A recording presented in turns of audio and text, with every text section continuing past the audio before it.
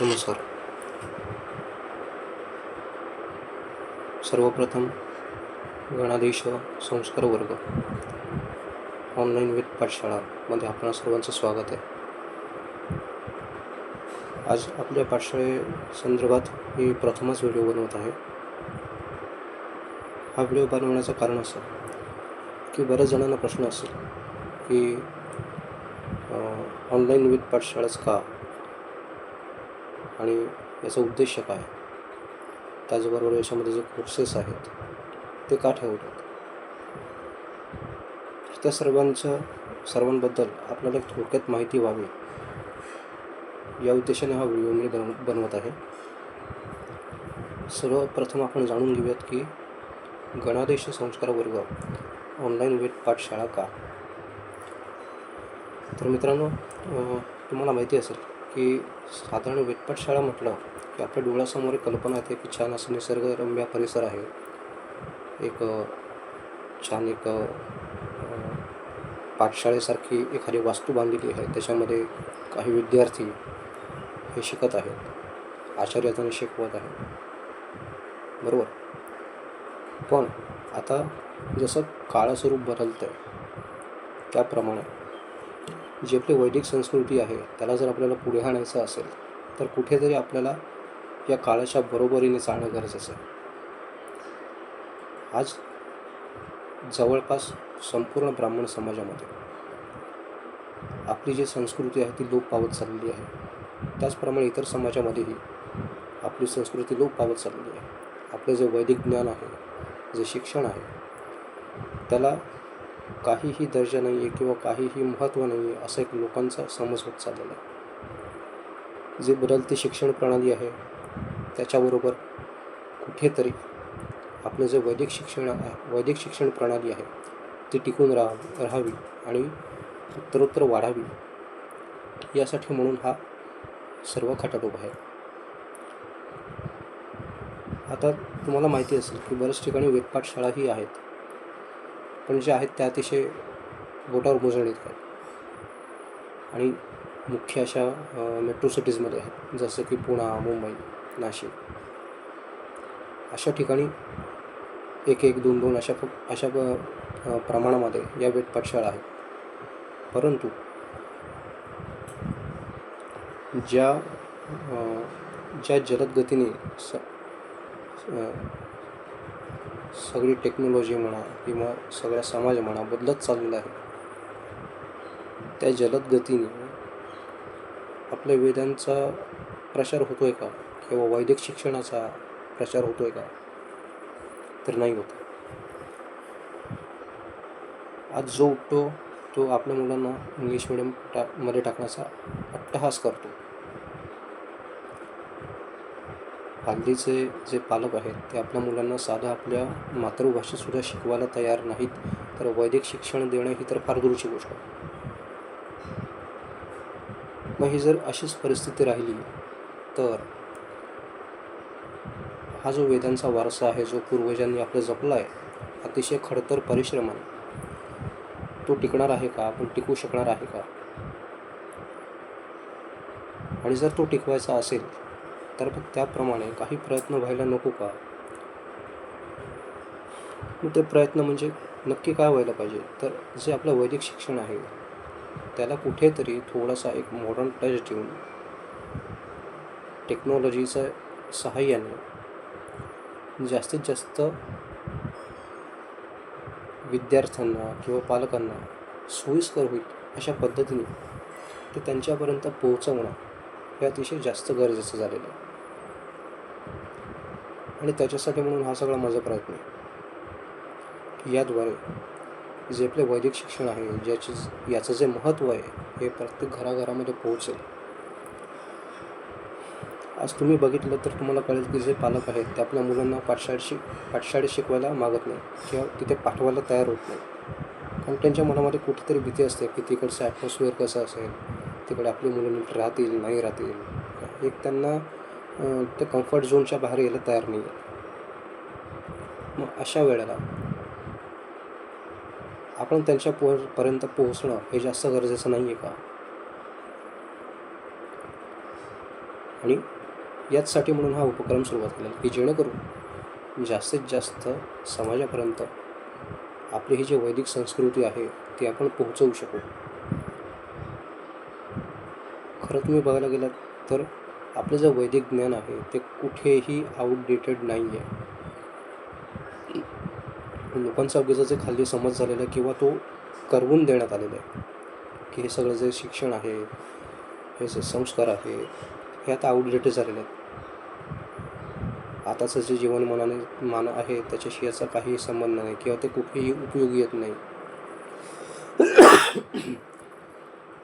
मग हे आपण कशाला शिकायचं, आपण हे का सांभाळायचं? याला जबाबदार अनेक गोष्टी आहेत.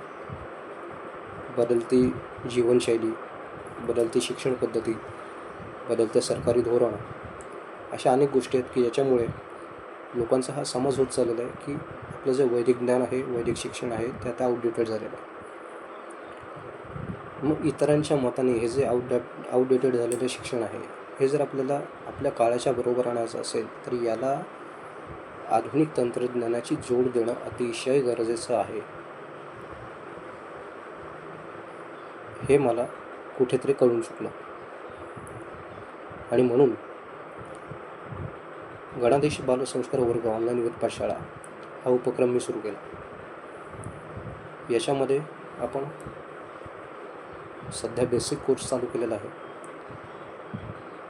आणि लवकरच आपण याच्यामध्ये ॲडव्हान्स कोर्सही चालू करणार आहोत. या ॲडव्हान्स कोर्समध्ये पूर्ण याज्ञिकीचा समावेश असेल.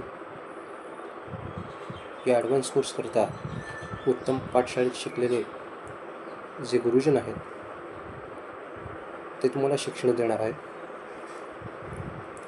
जो बेसिक कोर्स आहे त्याच्यासाठी तुम्ही स्वतः घेतो आहे. आता दुसरा विषय असा की हा बेसिक कोर्स कशासाठी आणि याच्यामध्ये जे विषय ठेवलेले आहेत तेच विषय का? तर सर्वप्रथम आपण या बेसिक कोर्समध्ये विषय कुठले आहेत हे आपण जाणून घेऊया. याच्यामध्ये पहिला विषय आहे संध्या, दुसरा विषय आहे गणपती अथर्वशीर्ष, तिसरा विषय आहे नवग्रह मंत्र, सत्यनारायण पूजा आणि पुरुष सुक्त. त्याचप्रमाणे भाद्रपदातील गणेश स्थापना. आता तुम्ही म्हणाल संध्या आणि अथर्वशीर्ष इथपर्यंत तर ठीक आहे, पण सत्यनारायण पूजा, भाद्रपदातील गणेश स्थापना याच्यासाठी या विषयांची बेसिकमध्ये काय गरज आहे किंवा हे लहान मुलांनी काय शिकावं? तर त्याचं कारण सर्वप्रथम पहिलं कारण असं की हल्ली 90% ब्राह्मणांच्या घरामध्ये ही संध्या केली जात नाही. संध्या का करावी, कशासाठी करावी?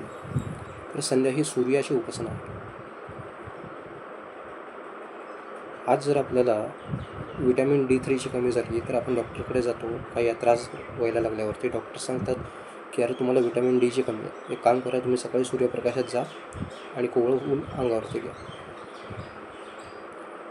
डॉक्टर हे सांगतात तेव्हा आपण ऐकतो. पण जेव्हा आपलं शास्त्र आपल्याला सांगतं की सूर्योदयाच्या वेळेला तुम्ही संध्या करा, सूर्याची उपासना करा, तर ते आपल्याला लक्षात येत नाही. पण कदाचित त्याच्यामागचं तथ्य काय आहे, त्याच्यामागे शास्त्रीय आधार काय आहे हे आपल्याला माहिती नाही. सूर्याची उपासना केल्याने तुमचं मनोबल, त्याचप्रमाणे तुमचं शारीरिक आरोग्य हे उत्तम आणि सुदृढ होणार आहे. तुमचा जो कॉन्फिडन्स आहे, थोडक्यात सांगायचं झालं तर आत्मविश्वास वाढणार आहे आणि इतरही अनेक फायदे या संध्यामधून आपल्याला होतात. नंतर आहे गणपती अथर्वशीर्ष. तर भगवान गणेश हे तर साक्षात बुद्धिमत्तेचे देवत आहेत. त्याच्यामुळे अथर्वशीर्षाचं पठण केल्याने आपली बुद्धी तल्लख होते.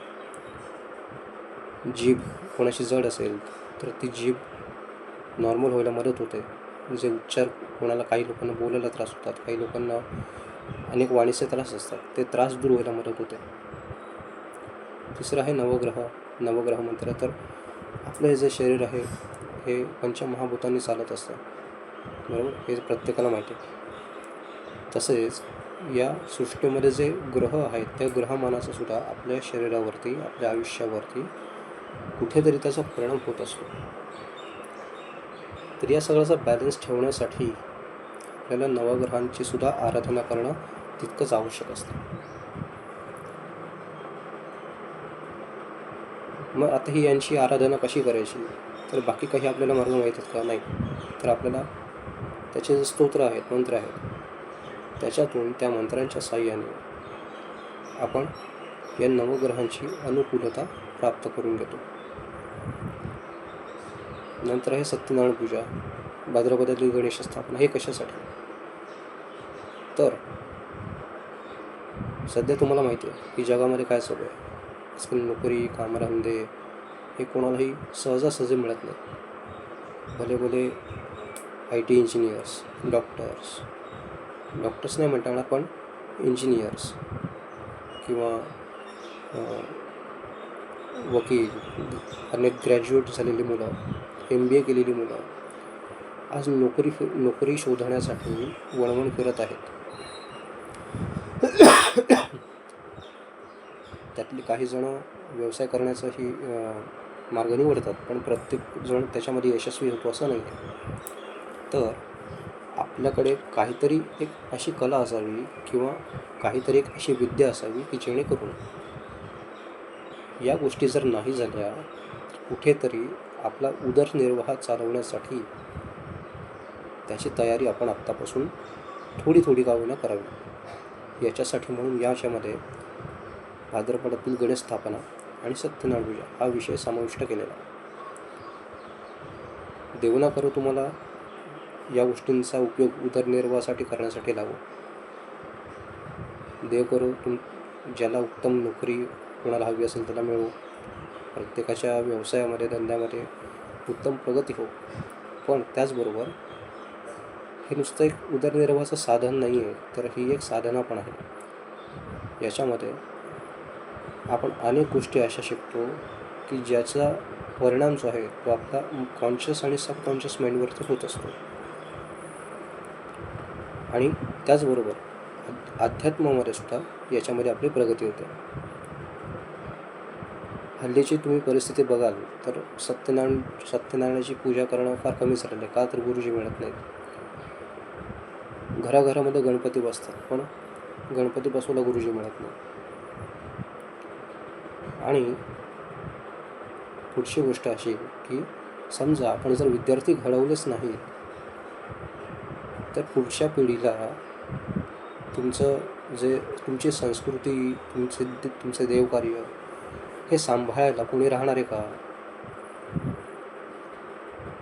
तर या सगळ्या गोष्टींचा विचार करून आणि एखाद्या विद्यार्थ्याचा किंवा एखाद्या व्यक्तीचा सर्वार्थाने सर्वांगीण विकास व्हावा या दृष्टीने हा कोर्स मी बनवलेला आहे. त्याचप्रमाणे अनेक लोक अशी असतात की ज्यांचं काही कारणांमुळे, जबाबदारीमुळे किंवा इतर काही कारणांमुळे त्या वयामध्ये त्यांना वैदिक शिक्षण घ्यायचं असतं, पण त्यांना ते घेता येत नाही. काही वेळाला शिकवायला गुरु मिळत नाही.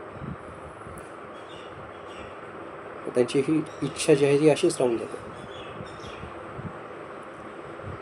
आता त्यांचं वय वाढलं म्हणून मग त्यांना काही शिक्षणाचा अधिकार नाही का? ज्याची मेहनत करायची, शिकायची इच्छा असेल तो कुठल्याही वयामध्ये शिकू शकतो, हे माझं ठाम मत आहे. आणि म्हणूनच कुठल्याही पाठशाळेत जर तुम्हाला ॲडमिशन घ्यायची झाली तर तिथे तुम्हाला 13 ते 14 वर्षापर्यंतच तुम्हाला फक्त त्याच्यामध्ये प्रवेश आहे. त्याच्यानंतर तुम्हाला पाठशाळेमध्ये प्रवेश नाही. आणि म्हणूनच असे काही व्यक्ती आहेत की ज्यांना वेळेअभावी किंवा परिस्थिती अभावी किंवा गुरुजी न मिळाल्याअभावी त्यांची शिकण्याची इच्छा जी राहून गेलेली आहे त्यांना या गोष्टी शिकता याव्यात. आणि शिक्षण हे सर्वात मोठं विद्यादान हे अतिशय पुण्याचं काम आहे. आपण याच्यातून एक नवीन पिढी घडवत असतो, हे सर्वांना माहिती आहे. तर अशा लोकांना ज्यांना शिक्षणाची इच्छा आहे परंतु काही कारणांमुळे त्या गोष्टी वेळेवरती शिकता आल्या नाही आहेत अशांसाठी सुद्धा आपली ही पाठशाळा आहे. आणि म्हणूनच आपण आपल्या या पाठशाळेमध्ये वयाची कुठलीही अट ठेवलेली नाही आहे. तर मी सर्वांना आवाहन करीन की सर्वांनी जास्तीत जास्त आपल्या या उपक्रमाचा लाभ घ्यावा आणि घराघरामध्ये संस्कृती रुजवण्याचं, संस्कृती वाढवण्याचं धर्मकार्य जे आपण हातात घेतलेलं आहे त्याच्यामध्ये खारीचा वाटा उचलावा. धन्यवाद. जय श्रीराम.